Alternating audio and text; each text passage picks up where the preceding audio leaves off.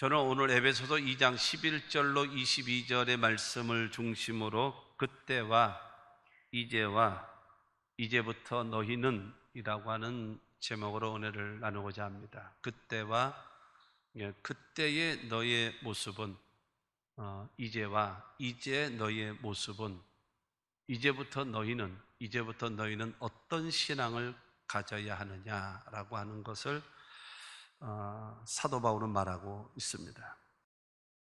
이 말씀을 통해서 내 과거는 어땠었지? 그리고 지금은 나는 어떤가? 그리고 앞으로는 내가 어떻게 되어야 할 것인가를 오늘 말씀을 통해서 깨닫고 은혜 받는 시간 되기를 바랍니다. 첫째로, 그때의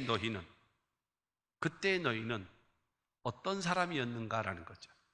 오늘 본문 말씀 11절과 12절 말씀을 보게 되어지면, 그러므로 생각하라. 너희는 그때에 육체로는 이방인이요 손으로 육체에 행한 할례를 받은 무리라 칭하는 자들로부터 할례를 받지 않는 무리라 칭함을 받는 자들이라.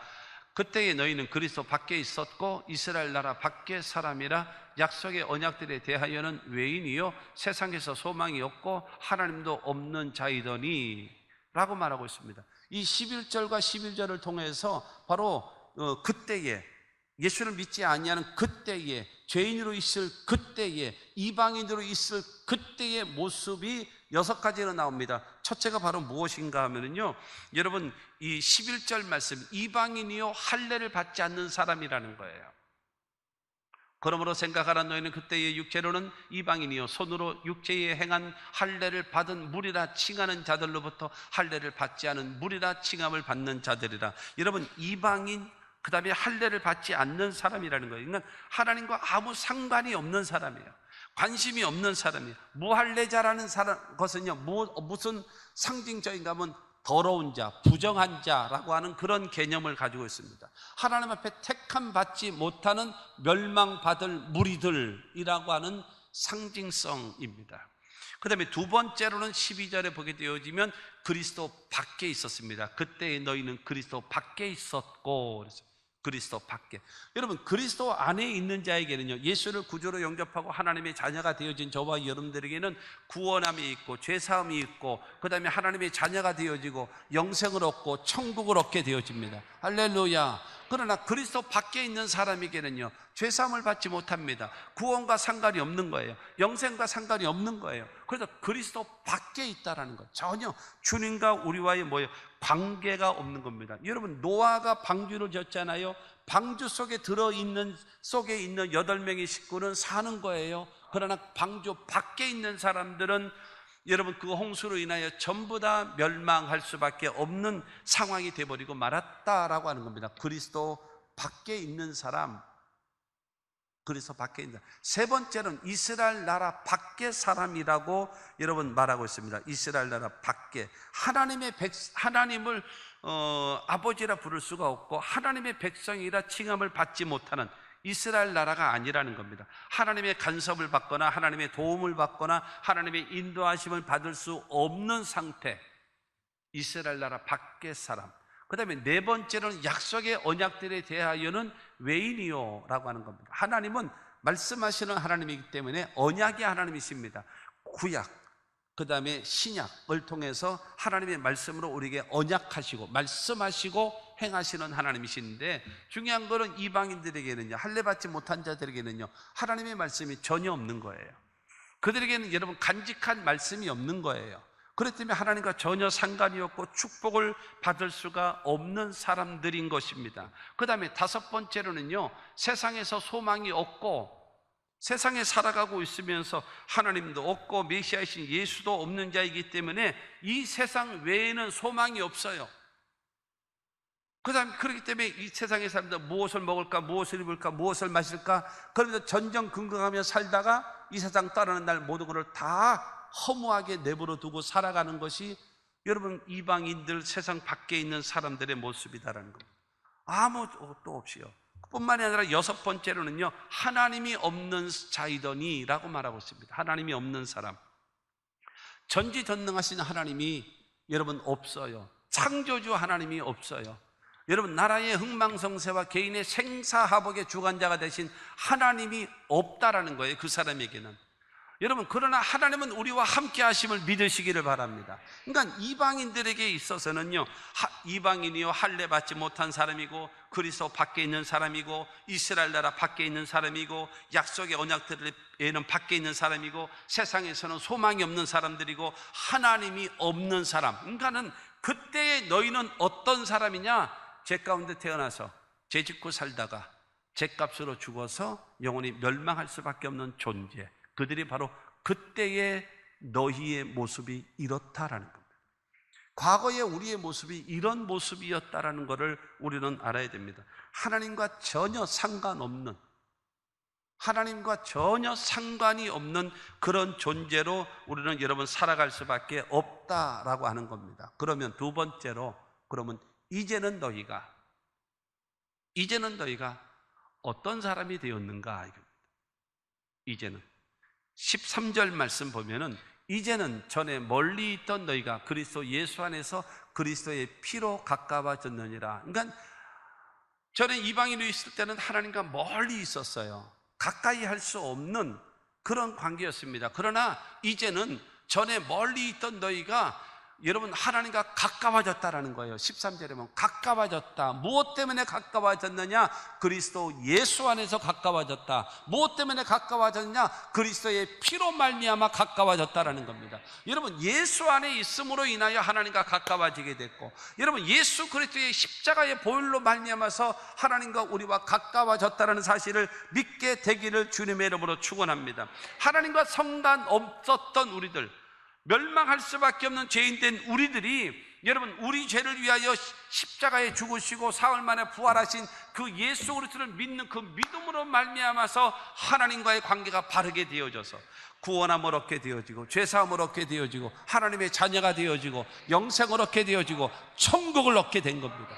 또한 우리에게 약속하셨습니다. 뭘 약속하셨는가? 성령을 약속하셨고 치료도 약속하셨고 축복도 약속하셨고 부요도 약속하셨고 그 다음에 기도 응답도 약속하셨고 세상 끝날까지 내가 너희와 항상 함께 있을 것을 약속해 놓으셨음을 믿게 되기를 주님의 이름으로 축원합니다. 예수 안에서 그리스도의 피로 말미암아서 하나님과 오직 가까워진 존재가 된 겁니다. 자, 14절 15절 말씀 보게 되어지면 그는 우리의 화평이신지라 둘로 하나를 만드사 원수된 것 곧 중간에 막힌 담을 자기 육체로 허시고 법조문으로 된 계명의 율법을 폐하셨으니 이는 이 둘로 자기 안에 한 새 사람을 지어 화평하게 하시고 라고 말씀하고 있습니다. 죄로 인하여 하나님과 원수된 상태, 가까이 할 수 없는 그런 관계입니다. 야훼의 손이 짧아서 구원하지 못하나요? 아니라는 거예요. 야훼 하나님의 귀가 둔하여서 우리의 기도를 듣지 못하는가요? 아니라는 겁니다. 너와 나 사이에 뭐가 있어서요? 죄라는 것이 담을 만들고 사이를 내서 가까이 할 수 없게 되어졌다라고 성경은 말하고 있거든요. 그런데 하나님은 예수 그리스도를 이 땅에 보내셔서 그 십자가에다 예수의 우리의 모든 죄와 저주와 질병과 죽음과 여러분 영원한 멸망을 다 짊어지게 하시고 예수를 십자가 못 박혀 죽게 하신 겁니다. 그리고 그 예수 그리스도를 사흘 만에 부활시킴으로 인하여 우리의 구원자가 되게 하셨고 여러분 그 예수를 믿는 자마다 영생을 얻고 하나님의 자녀가 될 수 있는 길을 열어놓으셨음을 믿게 되기를 주님의 이름으로 축원합니다. 16절로 18절 말씀을 보겠습니다. 또 십자가로 이 둘을 한 몸으로 하나님과 화목하게 하려 하심이라. 원수된 것을 십자가로 소멸하시고 또 오셔서 먼 데 있는 너희에게 평안을 전하시고 가까운 데 있는 자들에게 평안을 전하셨으니 이는 그로 말미암아 우리 둘이 한 성령 안에서 아버지께 나아감을 얻게 하려 하심이라. 우리를 구원하신 이유가 바로 무엇인가요? 17절에 있는 말씀처럼 먼 데 있는 우리들에게도 그리스도의 복음을 증거하고 가까이 있는 우리들에게도 그리스도의 복음을 전해서 그들도 구원함을 얻고 그들도 하나님의 자녀가 되게끔 만들 수 있도록 하나님의 성령으로 우리를 도와주시는 거예요. 그러므로 저와 여러분들을 바로 하나님이 예수 그리스도로 말미암아 구원의 길을 예비해 놓으셨고 우리는 그 예수를 믿음으로 말미암아서 하나님의 자녀가 되어졌고 성령이 나와 함께 하심으로 여러분 가까이 있는 자들과 먼 데 있는 자들에게 그리스도의 복음을 전하는 하나님의 사람이 되어졌음을 믿게 되기를 주님의 이름으로 축원합니다. 에베소서 2장 8절과 9절 말씀 보면은 너희는 그 은혜에 의하여 믿음으로 말미암아 구원을 받았으니 이것은 너희에게서 난 것이 아니요 하나님의 선물이라. 행위에서 난 것이 아니니 이는 누구든지 자랑하지 못하게 함이라. 여러분, 우리가 이렇게 하나님 앞에 자녀가 되어지고 천국 백성 되어지고 성령이 나와 함께 하시고 이렇게 되어지다 보면, 그리고 신앙생활을 자꾸 오래 하다 보면 여러분 그게 있어요. 나도 모르게 그렇게 되어져요. 나는 은혜로 구원받고 나는 은혜로 하나님으로부터 축복을 받았다라고 여긴단 말이에요. 그러면서 다른 사람을 볼 때는 뭘로 보는가 하면 율법의 눈으로 봅니다. 율법의 눈으로 보면서 왜 저 사람은 저 모양이지? 신앙생활을 왜 저 모양으로 하지? 라고 하면서 율법의 잣대를 대면서 비난하고 판단을 하거든요. 그렇기 때문에 성경은 말하고 있는 것입니다. 너희가 구원받은 거, 하나님의 자녀 되어진 거, 성령 받은 거 무엇으로 됐니? 네 힘으로? 네 지식으로? 돈으로? 권세로? 뭐로 됐니? 아무것도 없다. 하나님께서 주신 은혜의 선물인 믿음으로 말미암아 구원함을 얻은 것. 누구든지 자랑하지 못하게끔. 여러분, 가장 꼴불견이 뭐냐? 신앙적 교만입니다. 여러분, 사도행전 8장에 보면은 베드로와 요한이 사마리아 성 가서 빌립이 복음을 전함으로 인해서 그들이 복음화가 됐거든요. 그 사마리아에도 복음이 증거된다라는 것을 듣고 베드로와 요한이 가서 그들을 보니까 믿음이 있고 신앙이 있었어요. 빌립 집사로 인해서. 그래서 그들에게 여러분 기도해주고 안수를 해줬어요. 그랬더니 그들이 성령을 받고 그랬거든요. 그러니까 그때에 여러분 마술사였던 그 시몬이라는 사람이 그걸 보고 희한하거든요. 베드로와 요한이 안수를 하니까 막 성령이 임하고 방언을 하고 막 이러니까는 정말 신기한 거예요. 그러니까는 이 시몬이라는 사람이 베드로에게 말하기를 그 능력 좀 내게 좀 주시오. 그래서 내가 원하는 사람에게 딱 기도해서 하나님의 성령이 임할 수 있도록 해주시면 좋겠습니다. 내가 돈을 드릴 테니까 그 능력을 나에게 좀 팔아주시오. 그랬더니 여러분 베드로가 말합니다. 너는 돈과 함께 망할지어다 그랬어요. 중요한 건 하나님의 구원의 은혜를 받는 건 우리가 돈으로 구원받은 사람 없단 말입니다. 돈 주고 성령의 능력 받은 사람 없단 말입니다. 할렐루야. 그러므로 그 어떤 누구도 하나님 앞에 자랑할 수 없게끔 하기 위하여 모든 것은 하나님의 100% 하나님의 선물이란 말이에요. 그러므로 뭐 하지 못하라고요? 그러므로 겸손히 주를 섬기고 나 같은 죄인 살리신 주님의 은혜 고맙습니다. 감사합니다. 찬양합니다. 여러분, 만입이 내게 있으면 그 입 다 가지고 내 구주 주신 은총을 늘 찬송하겠네. 공짜로 받았으니까 감사합니다. 돈 주고 여러분 샀다면 뭐가 감사해요? 대가를 지불했는데 뭐가 감사해요? 내가 돈을 줬는데 내 건데. 그러나 하나님이 모든 것을 여러분 거저 주시기 때문에 저와 여러분들은 입을 열 때마다 하나님의 은혜를 감사하고 하나님께 찬양하고 하나님께 영광 돌리라고 하나님께서 우리에게 그렇게 주셨다는 사실을 믿으시기를 바랍니다. 그러므로 우리는 하나님의 원수가 아니에요. 하나님과 가까이 되어진 자, 하나님과 화목되어진 자, 하나님을 향하여 아빠 아버지라 부를 수 있는 자, 하나님의 성령이 나와 함께 하시는 자 믿게 되기를 주님의 이름으로 축원합니다. 세 번째로는 그러므로 이제부터 너희는 어떤 사람이 되어야 할 것인가? 그러므로 이제부터 너희는 19절 말씀에 나와 있습니다. 19절에 그러므로 이제부터 너희는 외인도 아니요 나그네도 아니요 오직 성도들과 동일한 시민이요 하나님의 권속이라. 여러분, 이제부터 그리스도 예수 안에서 새 사람이 된 사람이에요.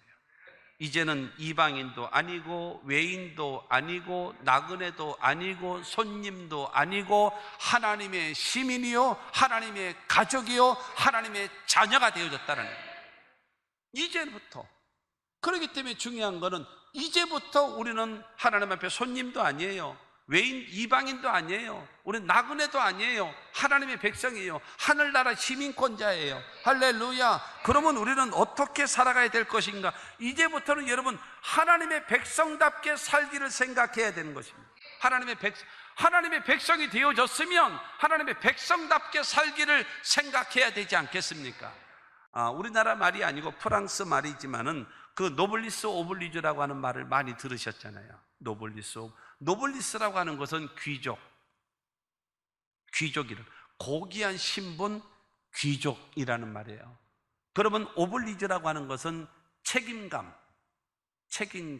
그러니까는 윤리적이고 도덕적인 책임감이라는 거예요. 그러니까 무엇인가 하면 귀족이 되어졌으면, 높은 신분이 되어졌다면 그 신분에 맞는 윤리적으로나 도덕적으로나 깨끗한 사람이 되어야 한다라고 하는 겁니다.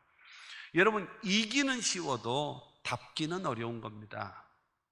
이기는 쉽다라는 말은 무슨 말인가 하면, 성도 이기는 쉽고 목사 이기도 쉽고 장로 이기도 쉽지만 성도 이기가 어렵고 목사 이기가 어렵고 장로 이기가 어려운 거예요. 답기가 어려운 겁니다. 답기가. 목사 되기는 쉬워요. 또 이걸 듣고 나서 또 반발하는 사람도 없지 않아 있을 수 있겠는데, 아니에요. 목사 되는 건 쉬워요. 집사, 권사, 장로 되는 것도 쉬워요. 아무 탈만 없으면 돼요. 기본적인 신앙적 생활하고 여러분 아무 이상 없이 그냥 꾸준하게 신앙생활만 하면은 다 때가 되어지면 직분 다 준단 말이에요. 또 여기 시비 걸지 마시고 그냥 의미를 생각하란 말이에요. 의미를.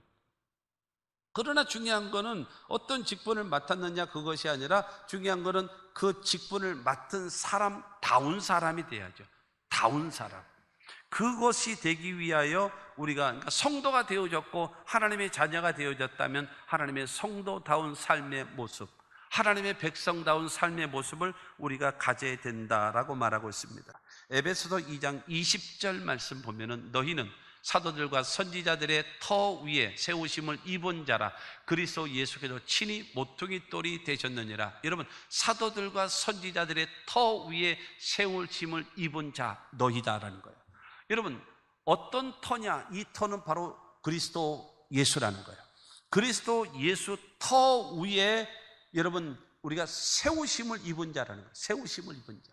그러니까 예수 그리스도 위에 우리가 신앙의 집을 짓고, 우리 예수 그리스도 위에 인격의 집을 짓고, 예수 그리스도 위에 우리의 인생의 집을 지으라는 겁니다. 할렐루야. 예수 그리스도를 중심으로 해서 그 위에 신앙의 집이요, 인격의 집이요, 인생의 집을 지으라고 여러분 성경은 말씀하고 있는 겁니다. 그 다음에 20절 후반절에 보게 되어지면요, 그리스도 예수께서 친히 모퉁이 돌이 되셨느니라. 모퉁이 돌.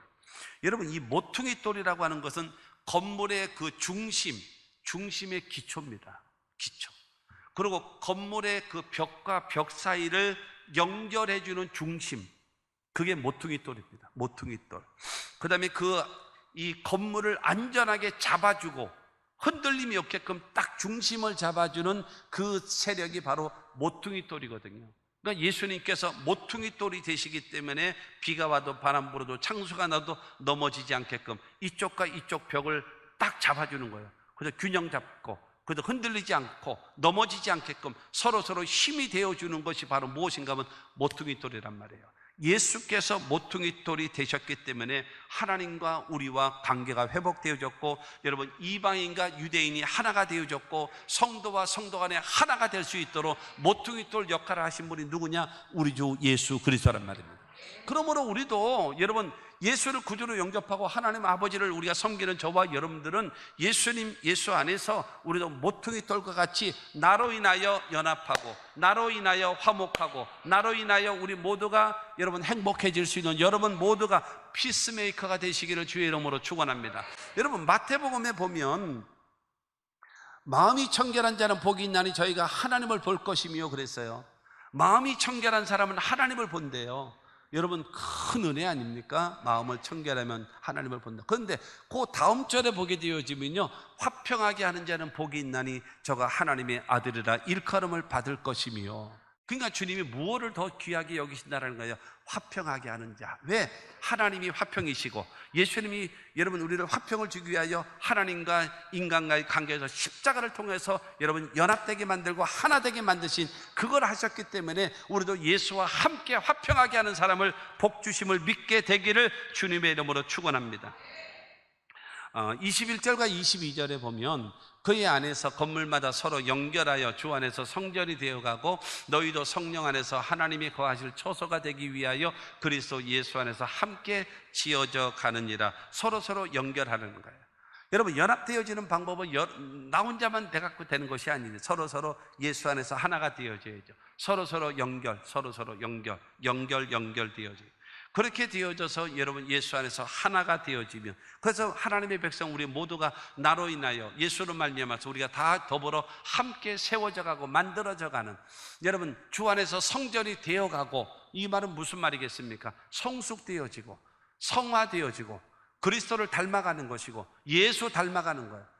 정말로 하나님과 사람 앞에서 은총과 기중 여기를 받는 사람으로 점점 나아갈 수 있는, 여러분 연합과 화평의 사람들이 다 되어지고 우리 함께 하나님 앞에 인정받는 하나님의 사람들이 되시기를 주님의 이름으로 축원합니다. 창세기 11장 6절 말씀에 보면 야훼께서 이르시되 이 무리가 한 족속이요 언어도 하나이므로 이같이 시작하였으니 이후로는 그 하고자 하는 일을 막을 수 없으리로다. 저게 지금 노아 홍수 이후에 바벨탑을 쌓는 거예요. 다시는 너에게 비로소 홍수로서 심판하지 아니하리라 하나님 말씀했음에도 불구하고 또 비 오면 어떡하냐? 우리 죽는 거. 그러니까 높이 탑을 쌓아가지고 그러나서 하나님이 아무리 비를 많이 내려도 죽지 않자 이래가지고 바벨탑을 쌓는 거예요. 근데 하나님이 내려오셔서 인간들이 바벨탑을 쌓는 거를 이렇게 가만히 보니까 기가 막힌 거예요. 첫째로 족속이 하나고, 두 번째로 언어가 하나예요. 이들을 막을 길이 없는 거예요. 워낙 뛰어난 두뇌를 갖고 있고 뜻이 같고, 여러분 비전이 같고 뜻이 같고 마음이 같고 언어가 같으니까 막을 길이 없는 거예요. 그래서 하나님께서 이거 막을 길이 없다 그래가지고 이걸 못하게 하기 위해서 뭘 했는가 하면 언어를 깨트려 버렸어요. 언어를 흩으셨어요. 여러분 이들이 바벨탑만 안 썼으면 영어 배울 일이 없고 중국어 배울 일이 없고 일본어 배울 일이 없는데 이놈의 노인네들이 그냥 다 만들어가지고 저 바벨탑을 쌓는 바람에 이렇게 외국어 때문에 우리를 고생하게 만든단 말이에요. 근데 중요한 거는 무엇인가 하면 여러분 우리가 족속도 하나고 언어가 하나고 하나가 되어지고 연합되어지고, 여러분 우리가 결집되어지면 강력한 힘이 생기는 거예요. 마귀도 이길 수 있고 개도 이길 수 있고 시험도 이길 수 있고 유혹도 이길 수 있는 그 강력한 힘, 그 힘이 어디에서 나오나요? 연합된 힘에 나오는 겁니다. 그래서 전도서 4장 12절 말씀에도 한 사람이면 패가 없거니와 두 사람이면 능히 당하나니 삼겹줄 세겹줄은 쉽게 끊어지지 않는다 그랬습니다. 연합하는 곳에 악한 마귀는 한 길로 왔으나 일곱 길로 도망가는 역사가 있어짐을 믿게 되기를 주님의 이름으로 축원합니다. 할렐루야. 바로 그와 같은 연합하는 사람에게 축복하시는 그 은혜가 우리 가운데 임하는 겁니다. 결론으로 말씀드리면, 나는 하나님 앞에 어떤 존재인가? 하나님 앞에 첫째로는 여러분 그때 너희는 어떤 사람이었었는가? 예수 믿기 이전에 우리는 하나님과의 관계가 끊어진 상태, 끊어진 연처럼 그야말로 그냥 아무 주님과 상관없이 제 가운데 태어나서 제 짓고 살다가 제 값으로 죽어서 영원히 멸망의 존재가 돼버리는 것이 예수 믿지 않는 사람들입니다. 원튼 원치 않든 성경이 말하고 있기 때문입니다. 두 번째로 이제는 너희가 어떤 사람인가? 누구 안에서요? 예수 안에서. 누구 안에서요? 그리스도의 피로 말미암아서 누구와? 하나님과 가까워진 거예요. 하나님의 자녀가 되어진 거예요. 성령이 나와 함께 하시는 거예요. 할렐루야. 우리는 그와 같은 여러분 하나님의 백성이 되어졌다라는 거예요. 그렇다면 세 번째로, 그러므로 이제부터 너희는 어떤 사람이 되어져야 할 것인가? 성도잖아, 하나님의 백성이잖아, 하나님의 자녀이잖아. 그러면 어떻게 살아야 되겠니? 라고 묻는 거예요. 그렇기 때문에 그리스도 위에 세우심을 입자. 예수 위에 신앙의 집과 인격의 집과 인생의 집을 짓자. 그러면 그 주님이 나를 책임져 주신다. 뿐만이 아니라 우리가 예수께서 모퉁이 돌이 되시고 우리를 위해서 화목시키신 것처럼, 하나님과 화목시키신 것처럼 저와 여러분들도 여러분 연합하고 하나가 되게 만드시는 그와 같은, 가르는 사람 되면 안 돼요. 흩트는 사람 되어지면 안 됩니다. 우리는 연합하는 자가 되어지고 하나가 되어지면 여러분 그곳에 하나님께서 어떻게 여기시나요? 연합하고 하나가 되어지고 서로 여러분 이 일치를 이룰 때에 하나님께서는 선하게 보시고 아름답게 보십니다. 그곳에 성령을 부어주시고 그곳에 축복도 주시고 그곳에 여러분 영생도 부어주심을 믿게 되기를 주님의 이름으로 축원합니다. 이제부터 나는 어떤 사람인가? 하나님의 성령이 나와 함께 하시고 구원받은 하나님의 백성이 되어졌으니 말씀에 순종하며 살기를 원합니다. 성령과 더불어 연합하며 살기를 원합니다. 그러므로 하나님이 나에게 축복하여 주시옵소서. 그러면서 나아가셔서 하나님의 도우심 가운데 승리하며 살아가는 우리 모든 하나님의 사람들이 되시기를 주님의 이름으로 축원합니다.